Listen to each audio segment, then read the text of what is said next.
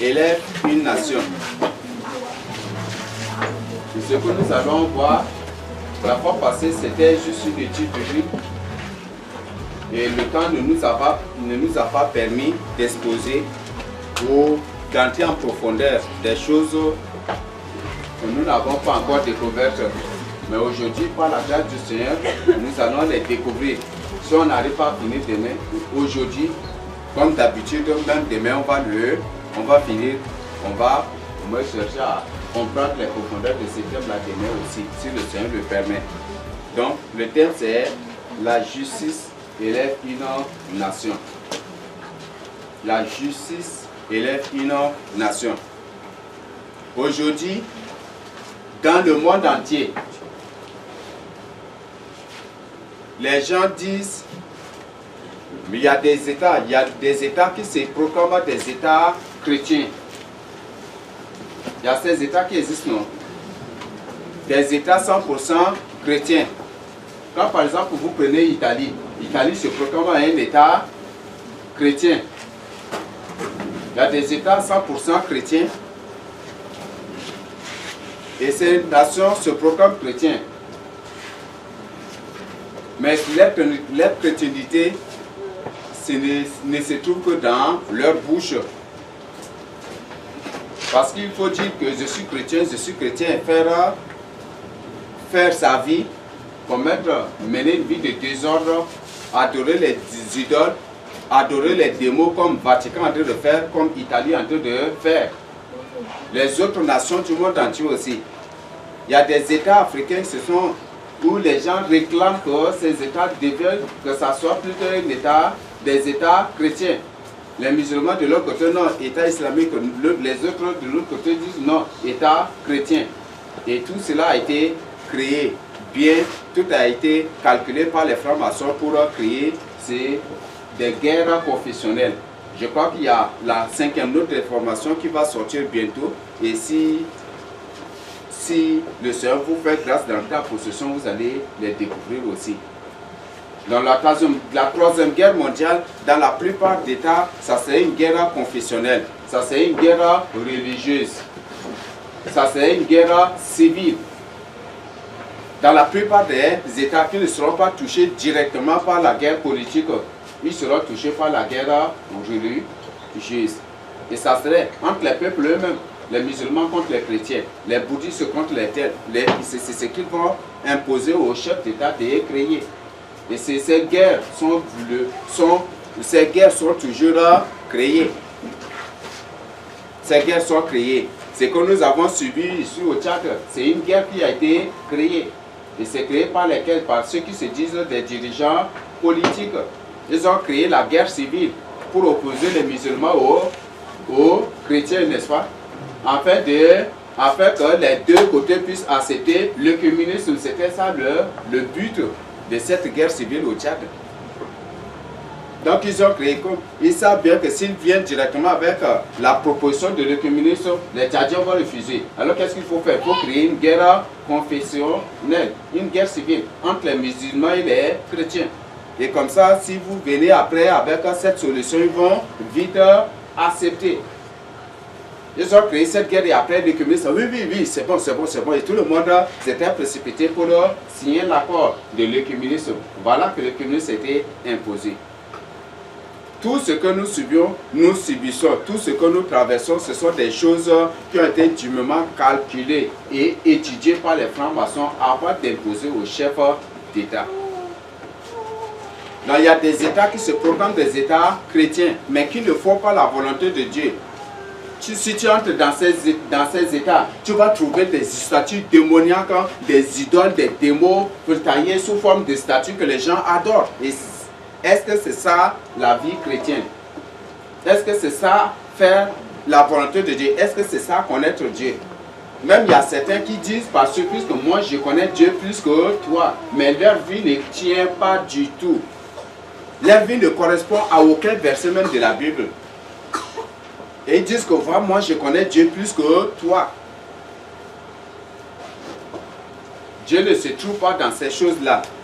Jacques 2, verset 18 à 20 a été clair que cette connaissance-là, cette foi que tu as là, les démons plus que toi, parce que les démons ont vécu des années, des siècles avec le Seigneur avant d'être chassés de sa présence.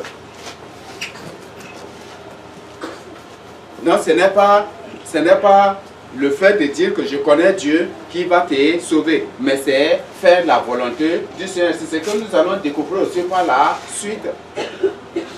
Les sirènes connaissent bien Dieu plus que toi. Les sorciers, les grands satanistes, c'est des gens qui connaissent Dieu. Parce que pour avoir une grade élevée dans le royaume de Satan, il faut connaître la parole de Dieu. Et c'est comme ça que Satan se fait tout. Et il s'emploie à tout faire pour au moins se détourner un vrai serviteur de Dieu qui enseigne la vérité.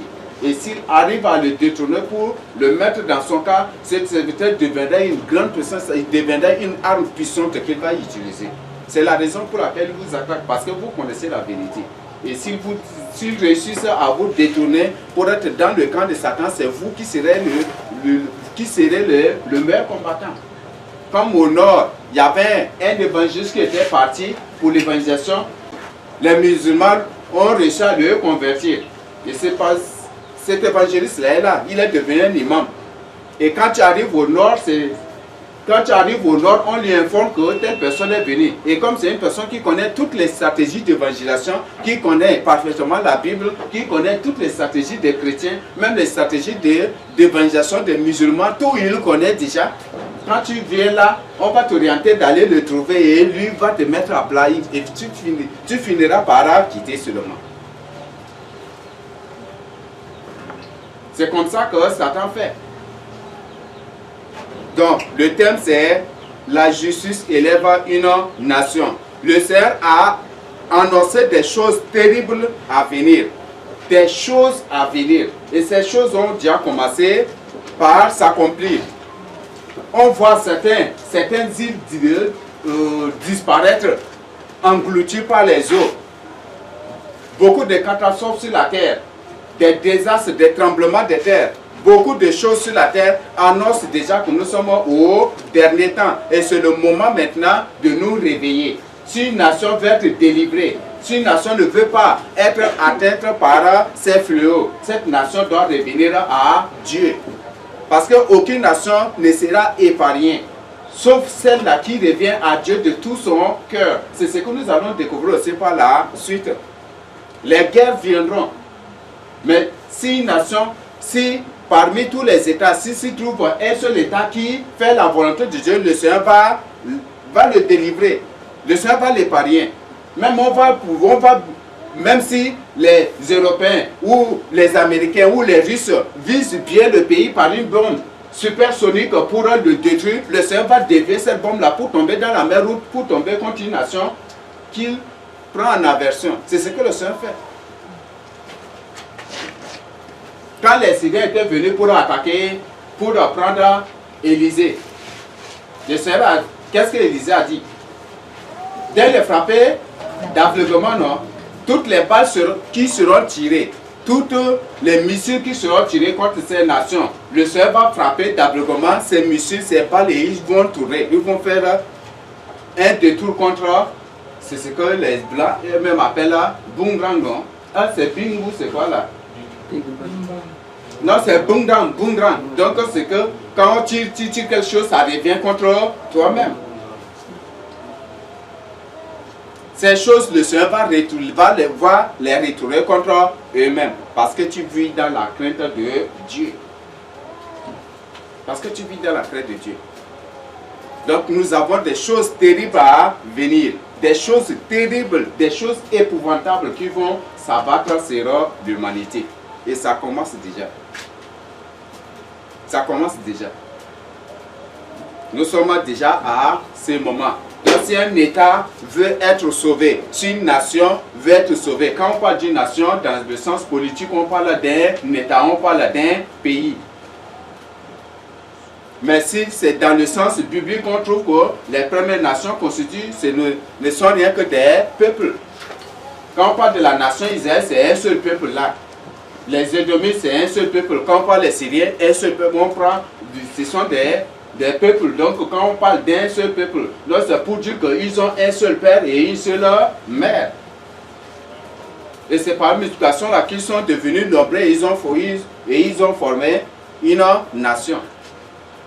Mais aujourd'hui, les francs-maçons créent une autre définition d'une nation pour imposer aux gens. Donc la définition d'une nation selon la Bible, c'est un peuple issu d'une même lien. Comme les Juifs, comme Moab, comme Édom, comme les Philistins, comme les autres. On trouve que ce sont des gens qui sont issus d'une même lignée. Ils ont un même parent, un même grand, un même ancêtre.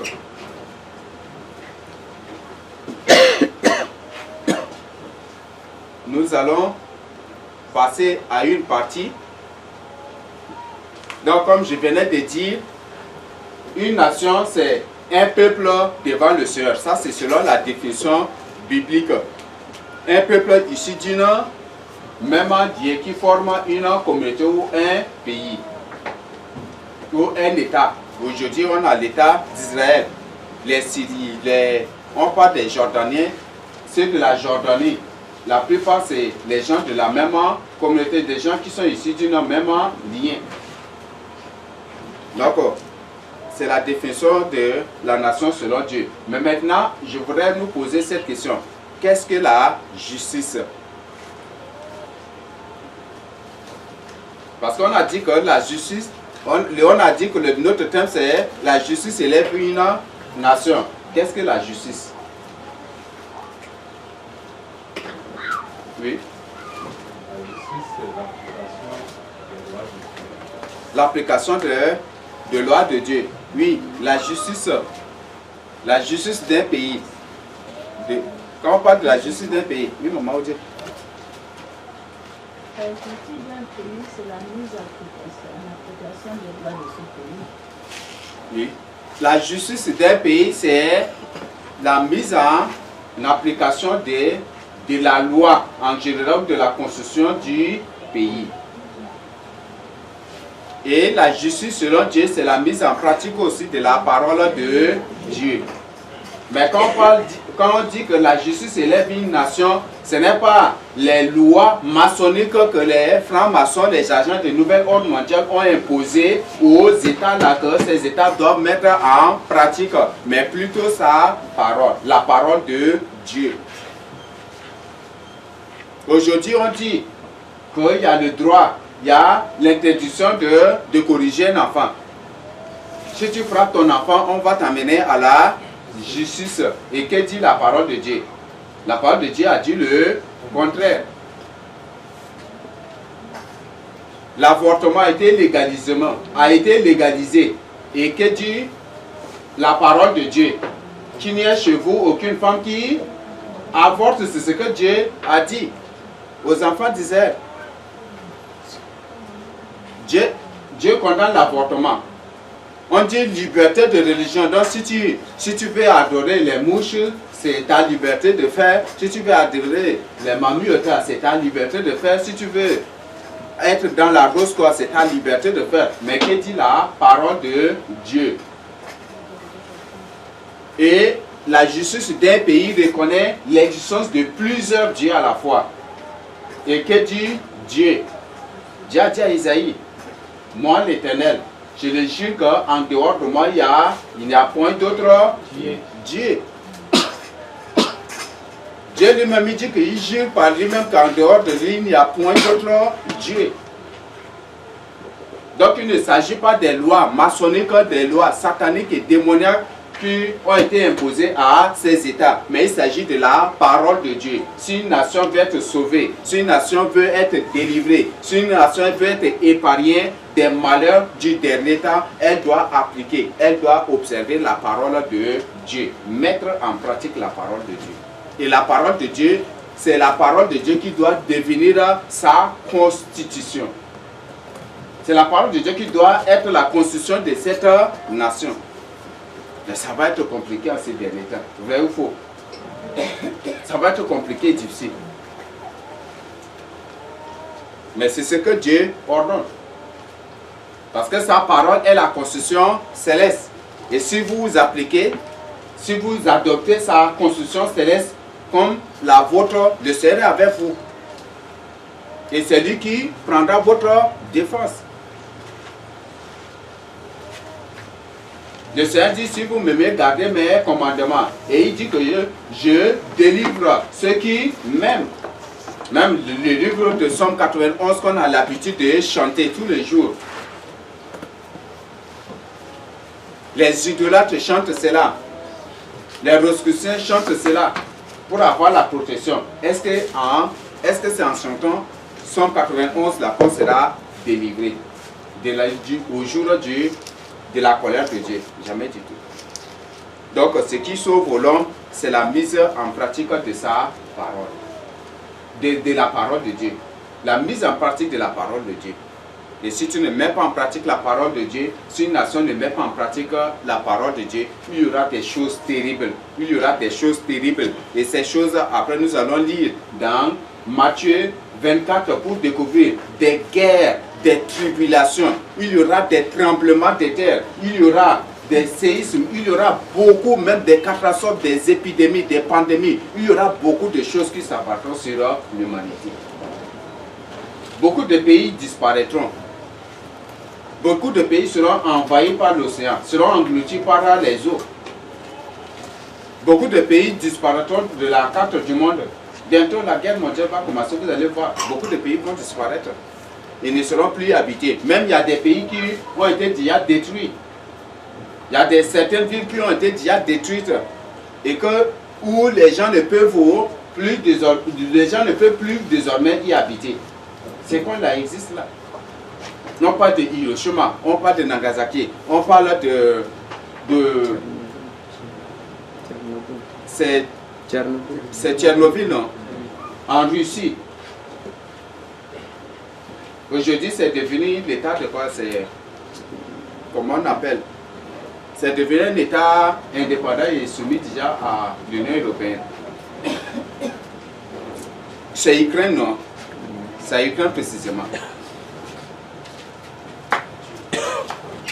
Beaucoup de pays vont disparaître. Ces gens qui éprouvent plus de plaisir à des Pâques, des choses, à désobéir à Dieu, à se rebeller contre Dieu, bientôt eux-mêmes ils le regretteront. Ils regretteront. Donc, la justice selon Dieu, c'est la mise en pratique de sa loi. Et la loi de Dieu, c'est la constitution. On parle de la loi avec grand L. Donc, on parle de sa parole, de la Bible ici. Donc, je ne sais pas si sur cette partie, il y a des questions que vous avez à poser ou des compléments que vous pouvez aussi apporter. Le sens de la justice de Dieu. Donc, ce sont des parties élémentaires pour nous aider à comprendre. Donc, la justice de Dieu, comme je venais de dire, c'est sa parole. C'est sa constitution céleste. On a parlé de la parole de Dieu, on a parlé de la constitution céleste de Dieu. La justice de Dieu, c'est ses commandements. La justice de Dieu, c'est tout ce que... C'est tout, c'est le constitutif ou le compositif des permis et des interdits de Dieu. Si Dieu dit, faites ceci, faites. Si Dieu dit, ne faites pas ceci, il ne faut pas aussi qu'on le fasse. C'était ça la cause des malheurs des Juifs. Dieu dit, vous n'adorez point d'autre Dieu. Et ils ont dit à Jérémie, depuis qu'on adore l'Éternel, qu'est-ce qu'on a à gagner? On ne fait que s'approver. Et quand on adore, on offre des holocaustes, des sacrifices à la reine du ciel, on est bien, on est bien. On mange, on trouve quotidiennement à manger. On laboure et on récolte en quantité quand on adore la reine du ciel. C'est ce qu'ils ont dit à Jérémie. Ils se sont détournés de Dieu. Beaucoup disent, beaucoup peut-être en eux-mêmes, ils sont en train de penser, depuis que je suis élu de Dieu, qu'est-ce que j'ai gagné? Si je suis dans la rose, quoi, j'aurais depuis déjà Mercedes ou j'aurais peut-être V8 depuis déjà. Peut-être ils pensaient à cela. Et c'était ça aussi le raisonnement des Juifs. De ce qui les poussait à adorer la reine du ciel. C'est Satan lui-même. La justice synonyme de la sainteté. Donc, là, je nous invite bientôt. L'enseignement sur la vérité sera disponible et on mettra aussi sur YouTube. Donc, pour cela, vous pouvez suivre l'enseignement sur la vérité et ça vous fera comprendre. Dans la justice, quand on parle de la mise en pratique de la loi de Dieu, on a découvert que la loi de Dieu, c'est sa parole et la parole de Dieu est la vérité. Donc, demeurer dans la justice de Dieu, c'est demeurer dans la sainteté. La vérité conduit à la sanctification. La sanctification conduit à la justice ou à la sainteté. C'est bon? Donc, c'est ça, c'est ça le synonyme de la justice. Donc, le synonyme de la justice, c'est la sainteté. Beaucoup aujourd'hui déjà commencent par prêcher que personne ne peut être saint sur la terre. Personne ne peut être saint sur la terre. Et beaucoup disent que c'est seul le catholicisme qui a l'habilité d'appeler une personne sainte. Donc si par exemple, comme Gata Tombalba est mort, si le pape décide, il va dire qu'il va déclarer Gata Tombalba saint, on va l'appeler Saint Gata Tombalba. Et tous les saints des catholiques sont des grands démons. Sont des grands démons, sont des grands sorciers. Ce ne sont pas de n'importe qui. Allez, menez des recherches sur la vie de ces gens-là. Tous ceux que catholiques, le pape a dit, tous ceux que les papes ont déclaré saints sont des grands sorciers, sont des grands démons. Reconnus même par les Européens eux-mêmes, reconnus par le reste de l'humanité. La sainteté, c'est la mise en pratique de la parole de Dieu. La sainteté, c'est demeurer dans la vérité. La sainteté, c'est la justice. Et la justice, c'est la mise en pratique de la parole de Dieu. Il faut demeurer dans la parole de Dieu. Et Dieu veut que nous demeurions dans sa parole, afin que notre nation soit élevée. Afin que notre nation soit élevée. Quand Israël demeurait dans la parole de Dieu, Dieu l'a élevé au-dessus des autres nations. Tout le monde l'a craint. Lisez le livre d'Esdras, vous allez découvrir. Quand les Juifs, quand les retournés étaient revenus pour construire le deuxième temple, les autres nations disent non, non, non, vous n'allez pas construire. Ils ont envoyé une lettre pour dire que ces peuples-là, c'est un peuple fort. C'est un peuple fort. Et précisément, ils ont précisé qu'avec un grand roi, ce grand roi, c'est qui? C'était David. David avait imposé la parole de Dieu, avait adopté la parole de Dieu comme la constitution céleste. En Juda même, il se trouvait des rois écuméniques qui acceptaient les religions de cheminer ensemble. À cause de ça, le Seigneur les a punis aussi. Le Seigneur les a punis. Et les rois d'Israël qui ont accepté, Juda d'Israël qui ont accepté l'œcuménisme, ont été radiés complètement. Leur postérité même a été complètement exterminée aussi. Leur postérité a été exterminée. Akab, Roboam, les autres. On a Achaz, nous avons beaucoup d'autres rois. Que le Seigneur a exterminé même leur postérité, leurs descendants. Pourquoi cela? Parce qu'ils ont agi à l'encontre de la parole de Dieu. Ils ont agi contre la parole de Dieu, contre la volonté de Dieu. Ce que Dieu veut, c'est de mettre en pratique sa parole. Et tous les rois qui avaient vécu dans la crainte de Dieu, le Seigneur les a élevés. Le Seigneur les a soutenus. Et c'était le Seigneur lui-même qui descendait pour les défendre, pour combattre à leur place. L'exemple de Josaphat, c'est ce que nous allons découvrir. L'exemple d'Ézéchiel, c'est ce que nous allons découvrir aussi. La justice, la mise en pratique de la parole de Dieu élève une nation. Si une nation veut être bénie de Dieu, si une nation veut veut être appelée une nation bénie de Dieu, elle doit demeurer dans la parole de Dieu. Si une nation ne veut pas être frappée par la colère de Dieu, ni par des fléaux, ni par des catastrophes, ni par la colère, ni par la fureur de Dieu, cette nation doit adopter la parole de Dieu comme sa constitution. Il doit rejeter tout ce qui est contraire à la parole de Dieu. Ça, c'est ce que le Seigneur nous recommande. Et si on ne fait pas cela, le Seigneur va nous envoyer toujours ces fléaux. Et le but de ces fléaux, c'est pour nous ramener à lui. C'est pour nous ramener à sa crainte, pour que nous le créions. Le but de ces fléaux, le Seigneur, Apocalypse a décrit les événements de la fin des temps. Apocalypse a décrit les fléaux qui s'abattront sur l'humanité. Apocalypse a parlé de beaucoup de choses qui viendront sur l'humanité. Beaucoup de choses. Des guerres, des tribulations, des attaques, d'un rencontre à un autre. Beaucoup de choses. Beaucoup et beaucoup de choses.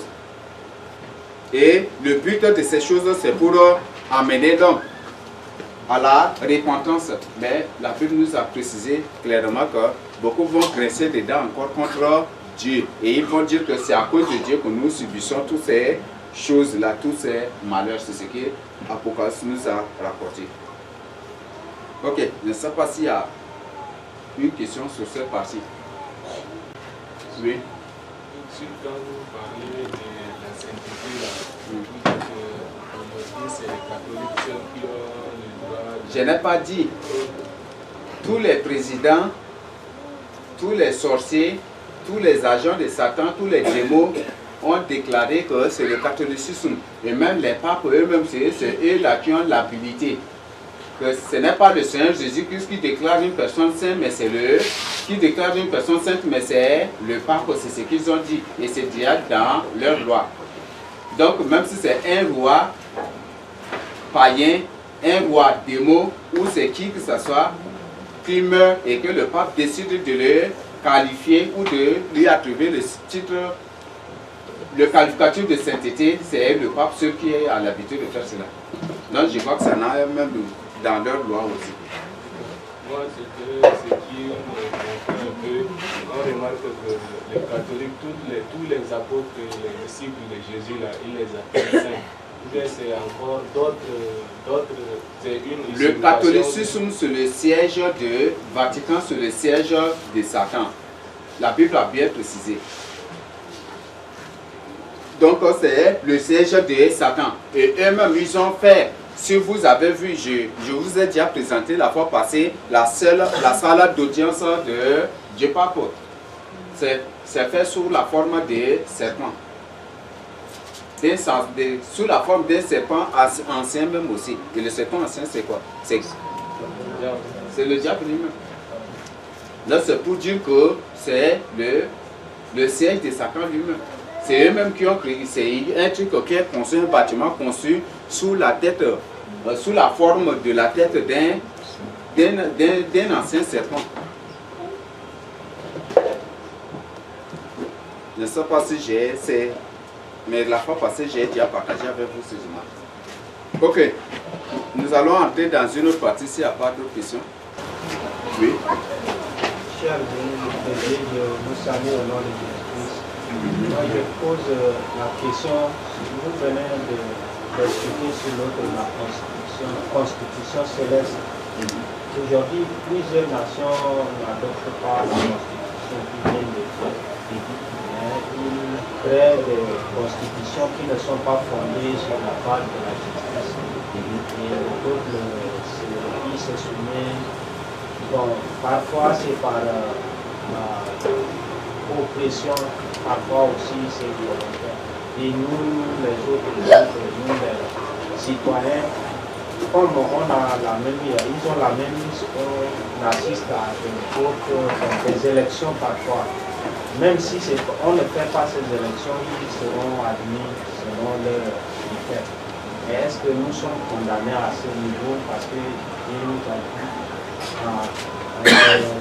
le respect, nous a conseillé sur l'autre le respect des autorités parce que c'est lui qui les instaure. Et nous, on assiste à ces genre de choses du moment où la Constitution ne respecte pas la base de Dieu. À ce niveau, est-ce que nous ne sommes pas aussi? Aujourd'hui, le monde entier œuvre pour l'ordre mondial. Le monde entier, tous les États du monde entier œuvrent pour l'ordre mondial. Parce qu'aujourd'hui, pour devenir un chef d'État, il faut être dans leur système. Soit il faut être dans la franc-maçonnerie, il faut être un agent de Satan, soit il faut être un grand sataniste. Il faut être un grand sataniste. Et c'est ce qui se passe déjà aussi. Même bientôt, pour être un directeur, il faut que tu sois dans le système. Et si tu n'es pas dans le système et qu'on te prend comme un directeur, c'est un piège qu'ils vont t'étendre là, dans le but de t'initier directement dans leur système. Et quand tu vas refuser, après ils vont te créer tous les problèmes possibles. Voilà, tu as détourné ceci, tu as fait ceci, ils vont te créer tous les problèmes du monde. Dans ces nations, le problème se situe au niveau des dirigeants. Dieu dit que c'est lui qui donne un roi. Mais si un roi n'est pas donné, n'est pas établi par Dieu, il est établi par Satan. Et il fait la volonté de Satan. Saoul n'est pas un roi que Dieu a choisi en tant que tel. Parce que ce que Dieu a dit à Saoul nous a fait comprendre qu'il n'est pas réellement choisi par Dieu. Mais Dieu l'a pris comme ça en attendant pour préparer la meilleure personne à venir. Donc, quand Saoul était là, quand il a pris le pouvoir, lui, il n'est pas encore mort, il a dressé un monument déjà à son nom pour que les gens l'adorent et pour que les gens voient son statue. Pour voir son monument dédié, consacré à lui. Et c'est un signe d'adoration, d'exigence d'adoration. Ce que Satan a dit au Seigneur est capital. Et nous devons vraiment réfléchir profondément sur cela. Si tu te possèdes pour m'adorer, je te donnerai tous ces royaumes. Aujourd'hui, si tu veux régner, il faut te positionner devant Satan pour l'adorer. C'est ça la loi de Satan. C'est ça la loi de Satan. Ça c'est le principe. Il faut te positionner. Et le Seigneur a refusé. Et si tu refuses aussi de l'adorer, lui ne va pas te prendre. Parce que le Seigneur dit que le monde appartient à Satan. Dès lors où l'homme était tombé, dès ce jour, le monde appartient à Satan. Et c'est comme ça que le Seigneur nous a promis la rédemption. Il reviendra pour renouveler toutes choses, pour rétablir les choses. Afin que l'homme décide maintenant de nouveau entre la vie éternelle, le bien, la mort éternelle ou le mal. Et ça serait le but de la bataille de la fin du monde. Donc aujourd'hui, ces gens-là sont soumis à Satan. Parce qu'aujourd'hui, pour rien, pour devenir un ministre, pour devenir un député, il faut te positionner d'abord pour adorer Satan, pour recevoir cela.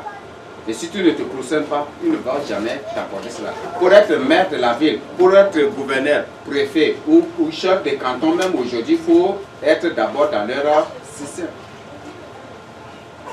Il faut être d'abord dans leur système. Donc, c'est parce que ces gens sont soumis à Satan. Et si réellement, ils veulent que le pays ne soit pas touché, si réellement, le peuple qui habite le pays ne veut pas être touché par la colère de Dieu, par les malheurs à venir, c'est à ce peuple-là de tout faire, de s'organiser. C'est à ce peuple-là de s'engager pour demeurer dans la crainte de Dieu, d'observer la parole de Dieu. Et si les peuples décident déjà, si les peuples du pays décident déjà de voter la parole de Dieu comme leur constitution, je crois que les chefs d'État quelles soient les conditions, par les prières, partout, ils vont les changer. Soit ils vont les changer, soit ils vont fuir aussi. Il suffit de prier seulement. Il suffit de... Si c'est la majorité, si par exemple 90%, c'est un exemple que je donne, 90% des Tchadiens décident de voter la parole de Dieu, la Bible comme la constitution du pays, et que tout le monde se met à prier pour cela, vous croyez que les autres sorciers vont supporter? Ils vont fuir le pays. Ils vont fuir le pays, ils vont disparaître du pays. Chacun va chercher passeport ou des trucs, et puis ils vont partir pour changer de nationalité ailleurs. Pour adopter d'autres nationalités. Donc, le problème c'est ça. Même si les chefs d'État sont corrompus, nous, en tant que peuple de Dieu, en tant que des humains normaux, si on s'investit dans la connaissance de la parole de Dieu et que, après avoir compris, découvert cela, si nous nous mettions à l'observer, observer la parole de Dieu, demeurer dans la parole de Dieu et décider que la parole de Dieu devienne la constitution de notre vie. Si individuellement, chaque peuple décide que la parole de Dieu devient la constitution de sa vie, la constitution des vies, des conduites de sa vie, on va voir que le pays sera bientôt changé.